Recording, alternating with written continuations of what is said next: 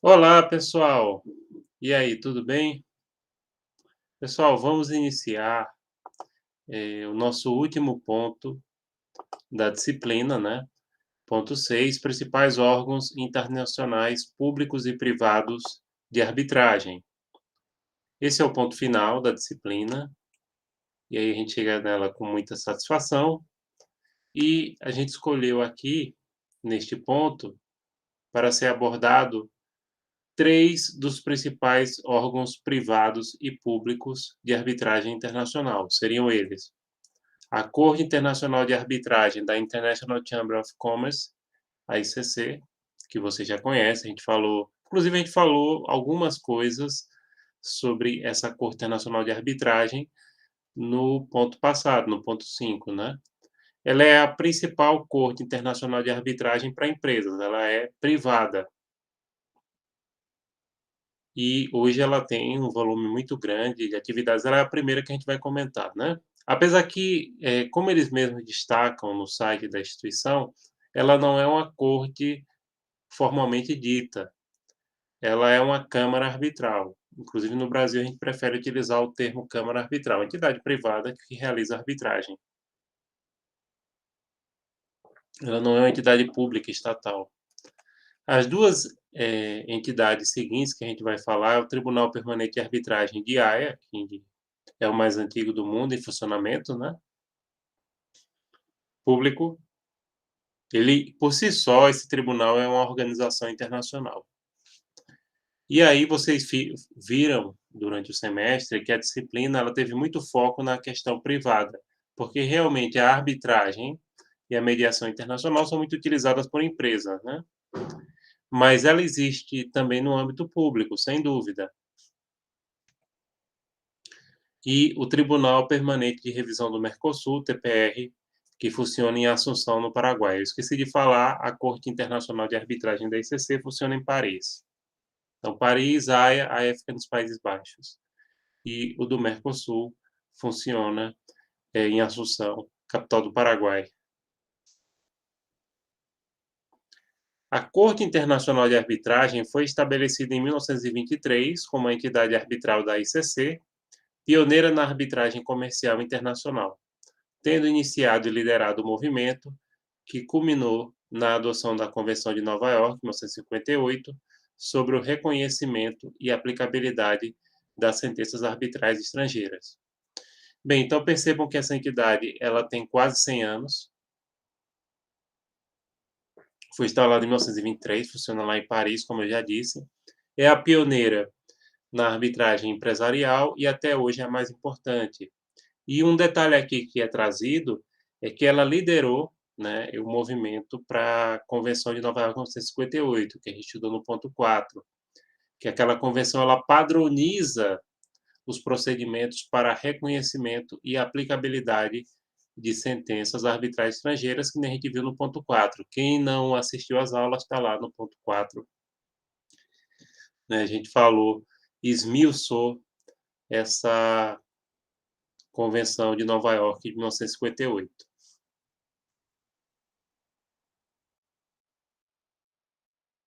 Hoje, a Corte da ICC é considerada a instituição arbitral de maior projeção internacional.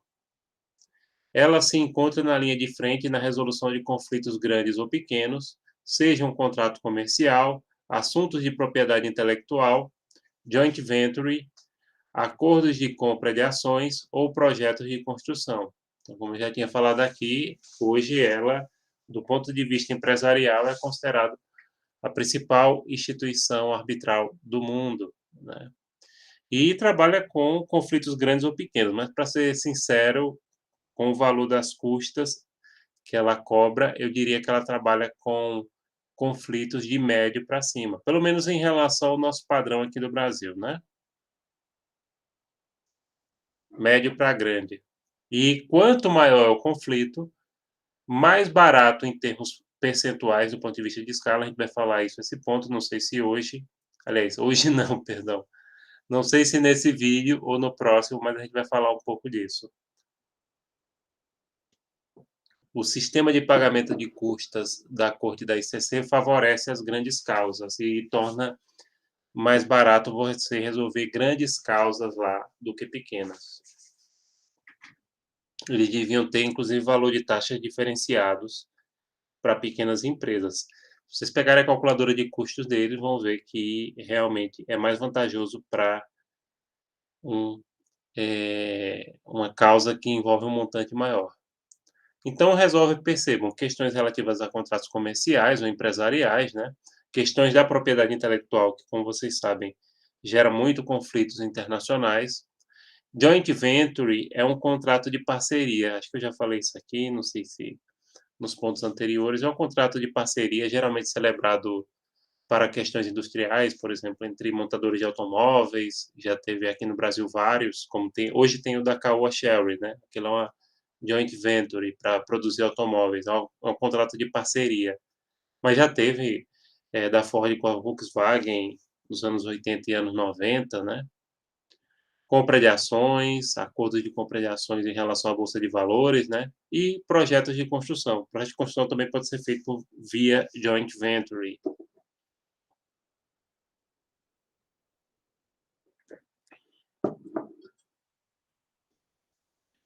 Trabalhando em estreita colaboração com seu secretariado, a Corte administra as arbitragens da ICC, garantindo o bom andamento dos casos e garantindo que as decisões arbitrais da ICC estão sujeitas à execução. Então, existe esse acompanhamento, né, da própria Corte em relação aos procedimentos arbitrais. E o que eles estão falando aqui, pessoal, é o seguinte: é que eles procuram emitir sentenças arbitrais de modo que facilite a sua execução. Execução de sentença arbitral seria a aplicabilidade dela, assim como acontece com o judiciário, né? Por exemplo, obrigar que se cumpra, que as partes cumpram, né, através de penhora de bens, de penhora de valores. Então, isso aqui é uma execução, nesse caso aqui. E quando a gente pensa de execução, a gente já pensa em morte, né? Não, nesse sentido, não. Então, a execução é você aplicar uma decisão aqui. Pode ser através de penhora de bens? Pode.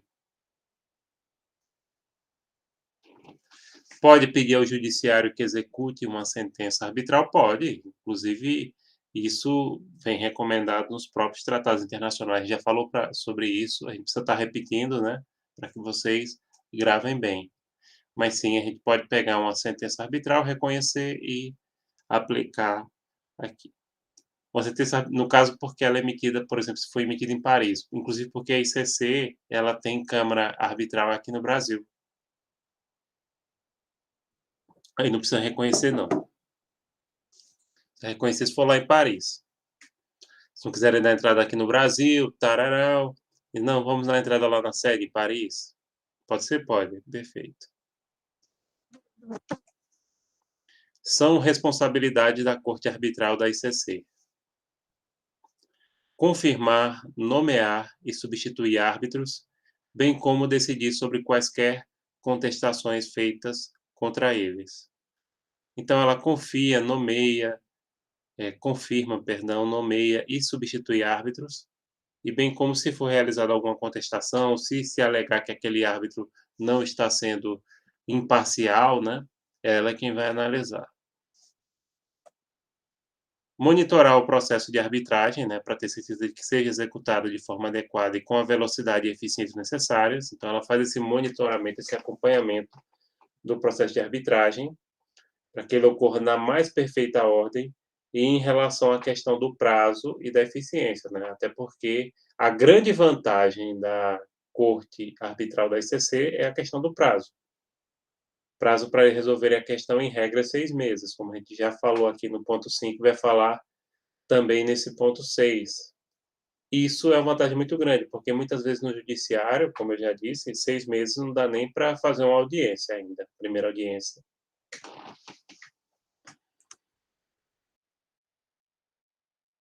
Terceiro, examinar e aprovar todas as sentenças arbitrais para assegurar sua qualidade e aplicabilidade. Então, a própria corte ela examina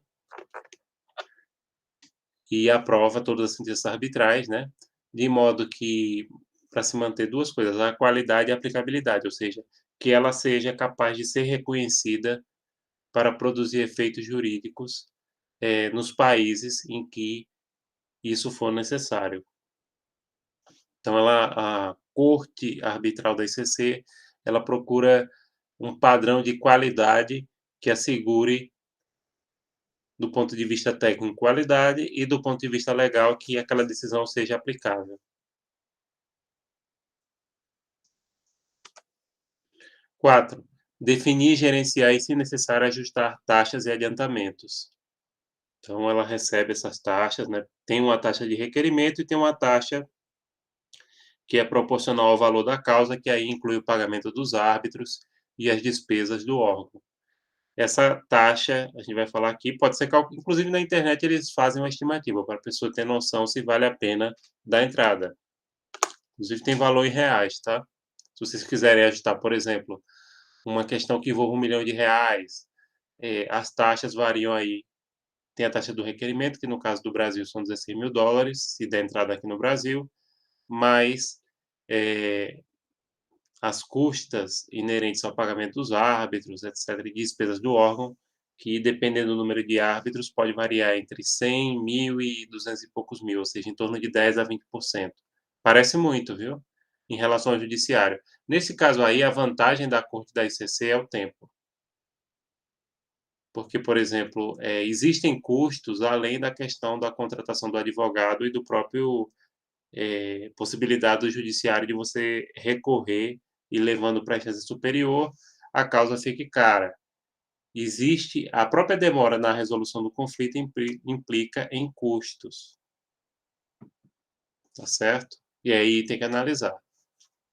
Supervisionar, no quinto ponto, procedimento de emergência antes do início da arbitragem, porque pode haver procedimento de emergência para não causar prejuízo maior às partes. O processo arbitral permite procedimentos cautelares, que são procedimentos feitos no começo do processo arbitral, para que não haja prejuízo para as partes, que aí seria uma espécie de liminar arbitral. Liminar, vocês sabem. Aliás, não tem obrigação de saber não, vocês. Mas lembrando, liminar no âmbito do Poder Judiciário são decisões que o juiz toma no começo do processo, para assegurar situações de emergência. Pode ser no meio também, não é só no começo não, pode ser no meio. Por exemplo, se uma pessoa pede uma pensão alimentícia, e a pessoa está realmente em situação, o juiz pode, a pessoa está pedindo um reconhecimento de paternidade de pensão alimentícia, o juiz pode determinar que seja concedido desde o início do processo esses alimentos e no final ele veja se há legalidade ou não, né, se a parte realmente tinha direito ou não. Isso pode ocorrer em questões comerciais, quando, por exemplo, você tem cargas que precisam ter uma providência urgente, né, porque são cargas que estragam, que apodrecem, etc. Aí pode ser tomada uma decisão, por exemplo, para assegurar que aquilo ali não pereça, ou que, por exemplo, fique muito tempo ali, então o juiz pode determinar que seja vendido, o juiz não, o árbitro nesse caso, né. Então imagine o seguinte, tem uma carga que é perecível, está em litígio essa carga, ou seja, as partes estão disputando essa carga. O juiz arbitral, ou o árbitro, melhor dizendo, ele pode determinar, por exemplo, que ali seja vendido e depositado numa conta enquanto decide de quem é o direito. Então, isso aqui é que seria um procedimento de emergência, que é parecido com uma concessão do liminar. Então, diz, não, vamos fazer o seguinte, para a carga não estragar de vez, ela vai ser vendida e vamos depositar aqui numa conta, ou, de repente, se ele achar, pode até entregar o valor para a parte e depois ele decide realmente se ela vai ter direito ou não, desde que ela dê uma garantia para tanto, né. Diz: "Não, beleza, eu quero dinheiro, mas aí eu deixo aqui um bem em garantia". Pode ser feito? Pode.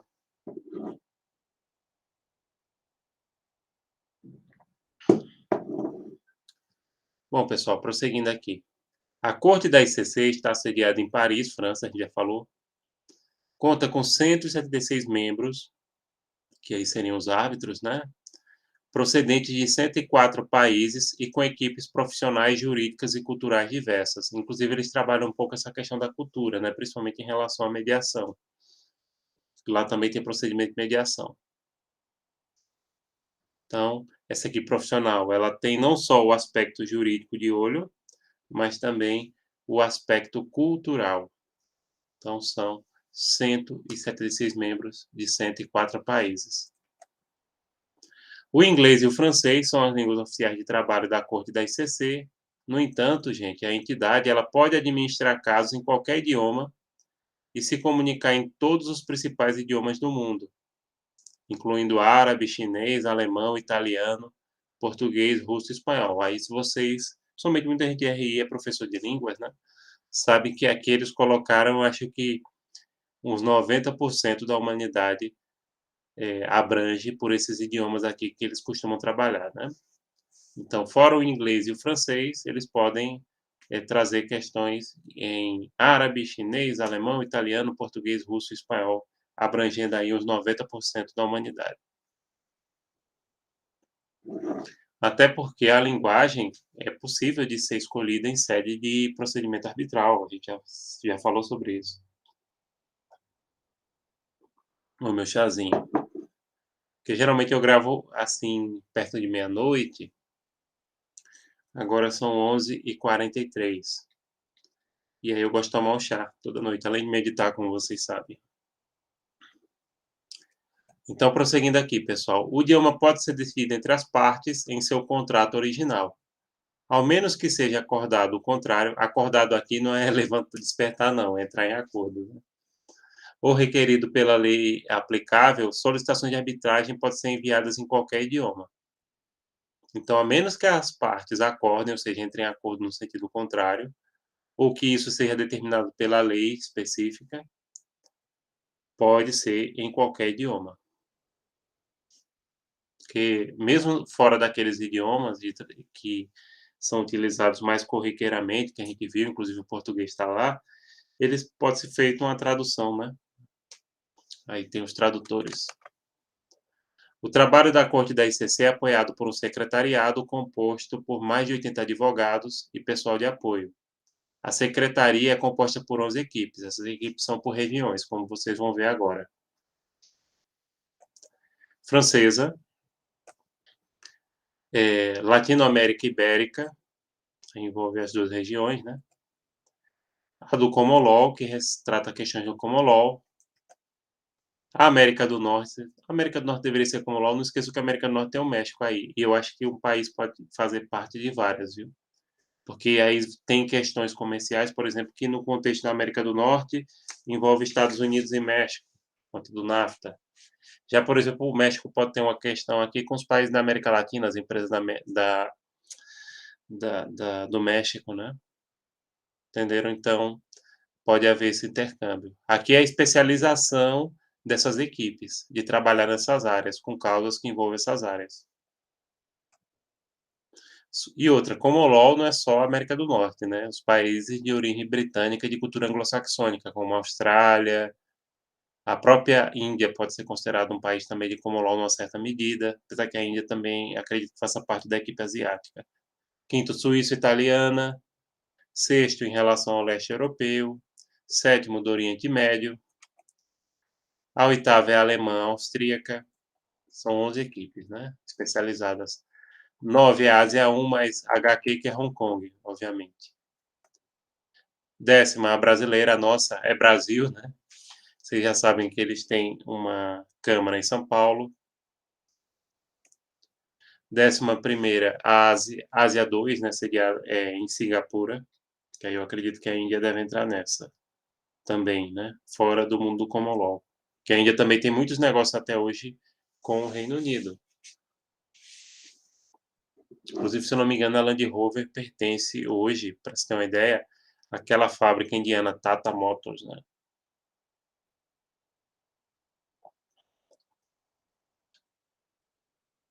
Bom, pessoal, aqui vamos encerrando essa primeira parte do ponto 6. Vão ter várias partes, como sempre. Não sei ainda quando, porque eu ainda não terminei.